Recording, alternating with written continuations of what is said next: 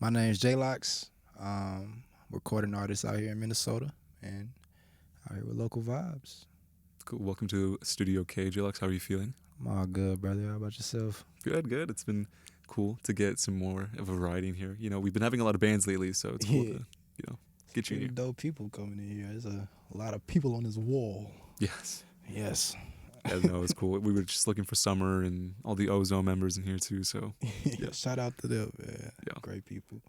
So, let's talk about the songs you performed. Are these off of albums? Have you released them yet? Let's go through them. Yeah, so me and this guy right here, Dave, Mr. Cowboy himself, he and I are in the middle of a album of a project.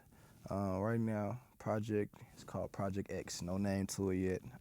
Still trying to determine that part. But yeah, the songs that I performed today, they're on the album. The last one that I did, it was one song that was considered to be on the album.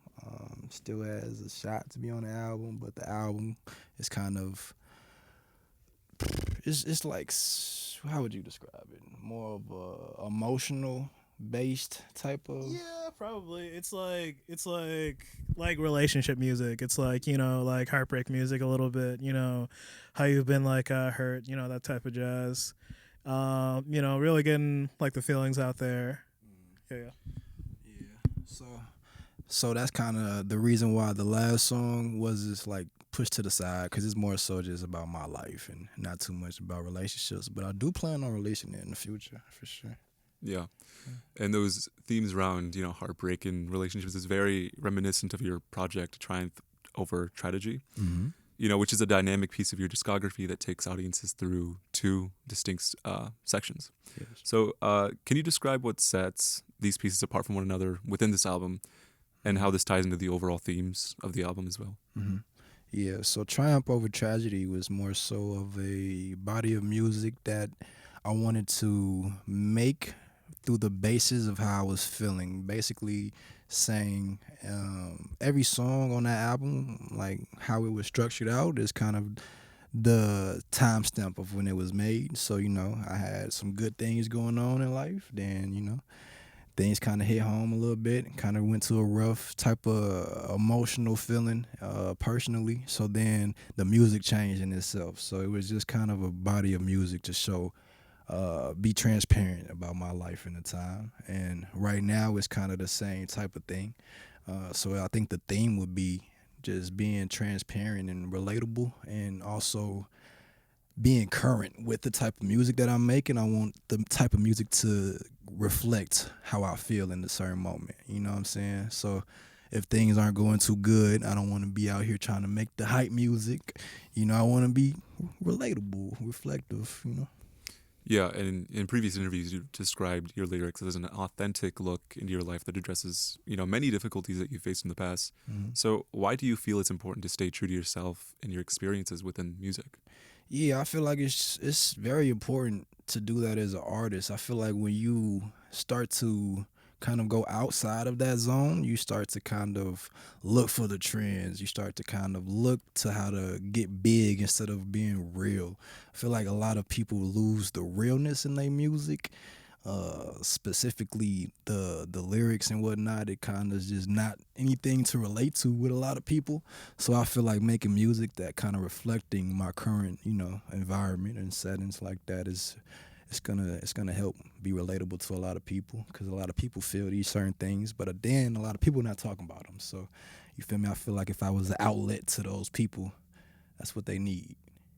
Yeah, are there any other local artists in particular that also provide that very authentic, real, relatable, lyricism within their work, that you kind of look to or take inspiration from?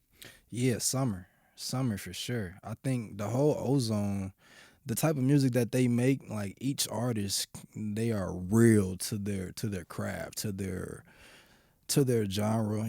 Like they got Afro artists and whatnot. So I feel like they just stick to themselves. They don't really look to be anything else other than who they are. Like in Ozone, nobody really makes the same type of music, but it always sounds great when they put it together because for one, they're best friends in real life and it kind of just clicks, you know what I'm saying? So I feel like that's who I'm looking up to right now when it comes to the music.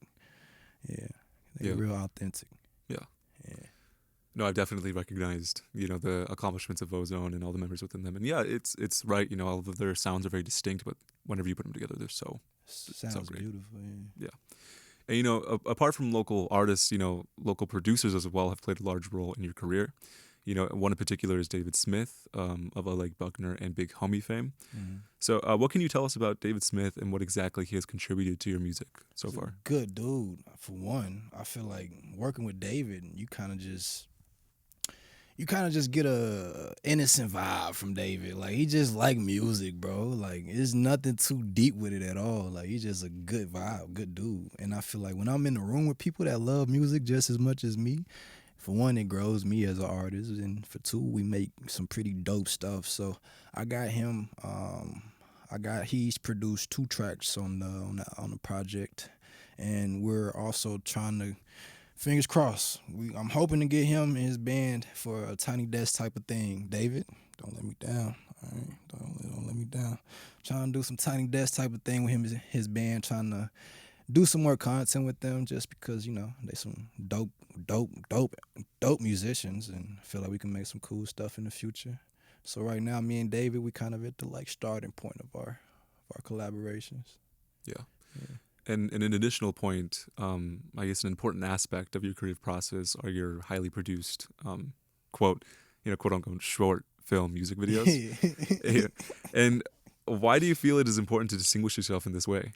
Right. So this is thanks to him. I'm not gonna lie. Like when it comes to the video work, all props to this guy. So really, what we was doing, we just wanted to like make some content for the project.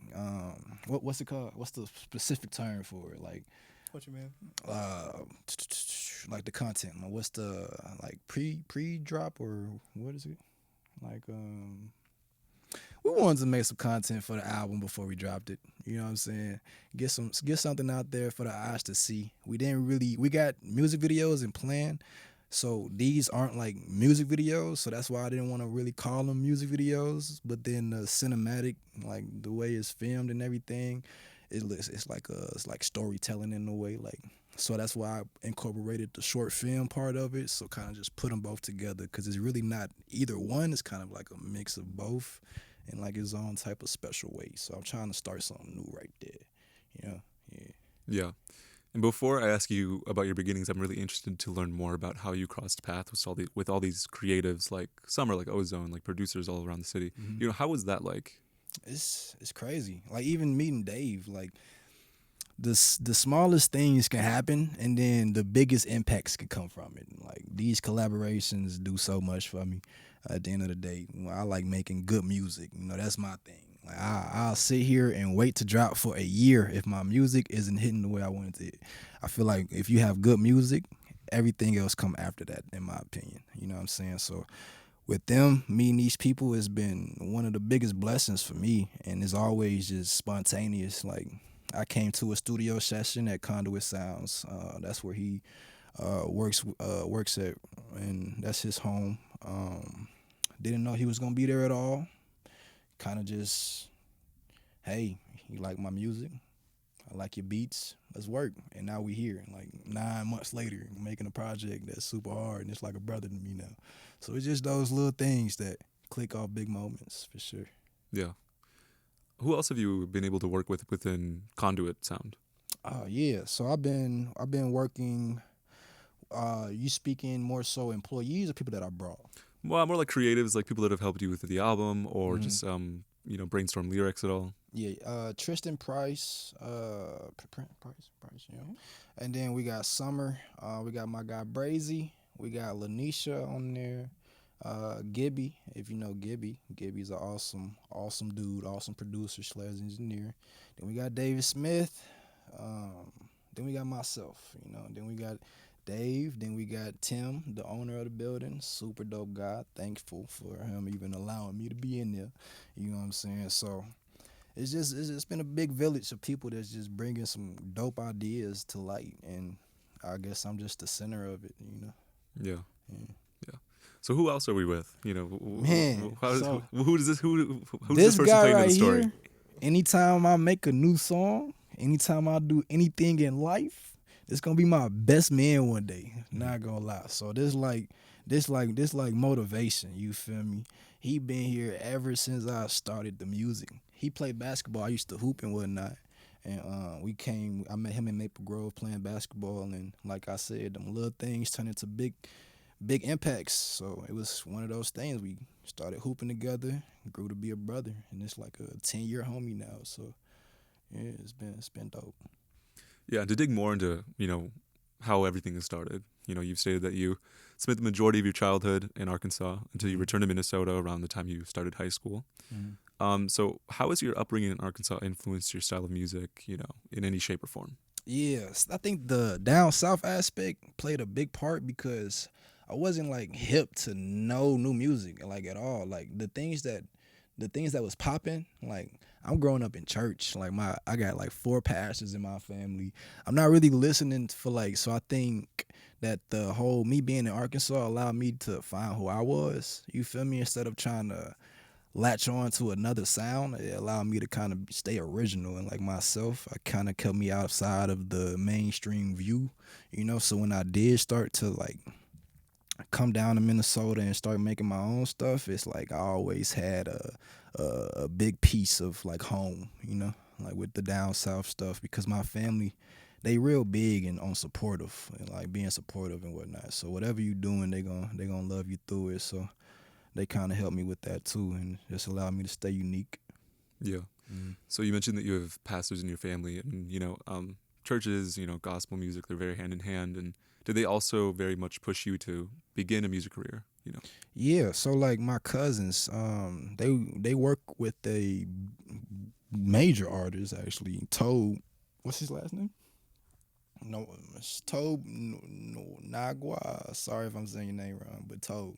He works with like Pharrell. Like he's big, and they like the main. They're like his main background singers. So as far as what I'm doing and what they doing, it's like the same, So like growing up in church, they was singing, I was playing the drums. We kind of just kept the music aspect and grew from it.